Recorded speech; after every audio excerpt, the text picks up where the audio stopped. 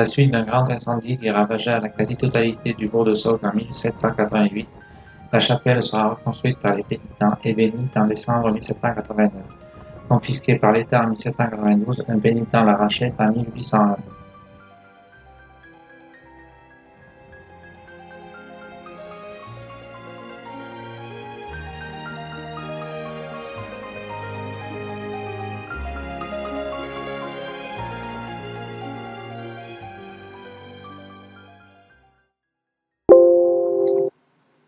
Dans le chœur ou la tribune sont exposés les instruments de la Passion du Christ.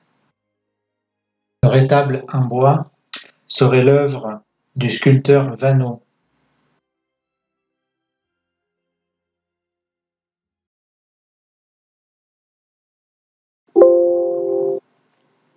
La confrérie des pénitents blancs de Saugues a été fondée en mai 1652 avec l'autorisation de l'évêque de Mende.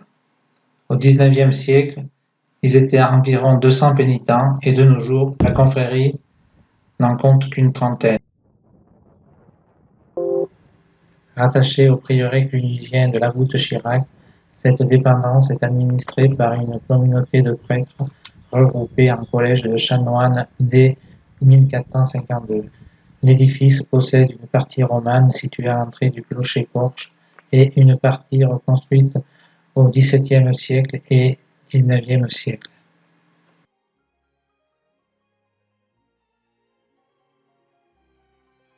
Ce musée retrace l'histoire de Pierre Romançon.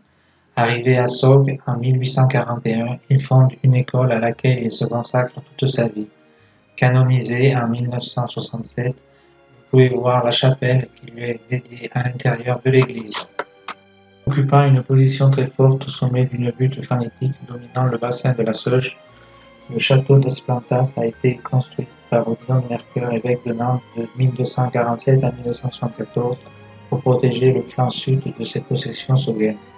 Le donjon cylindrique dérivé des tours maîtresses érigées par Philippe Auguste date de 1252, ainsi que l'atteste l'analyse anthropologique d'un outrage en chêne demeuré en place.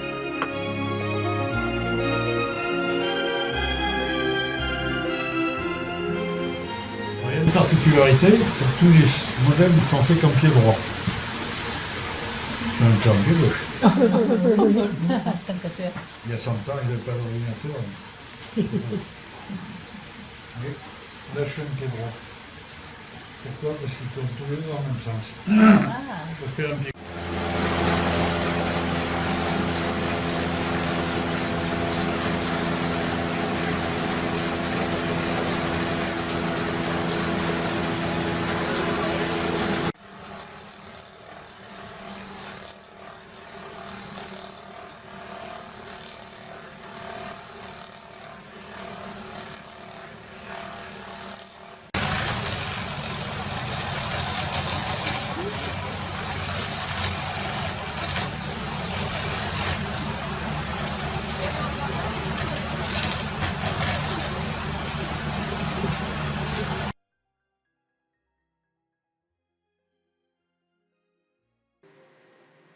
Le nom de la tour des Anglais date des années 1380, époque où le connétable Bertrand du Guesclin fut envoyé dans la province par Charles V pour déloger ces Anglais désœuvrés qui rançonnaient les villes qu'ils assiégeaient comme Saugues et Châteauneuf de Randon.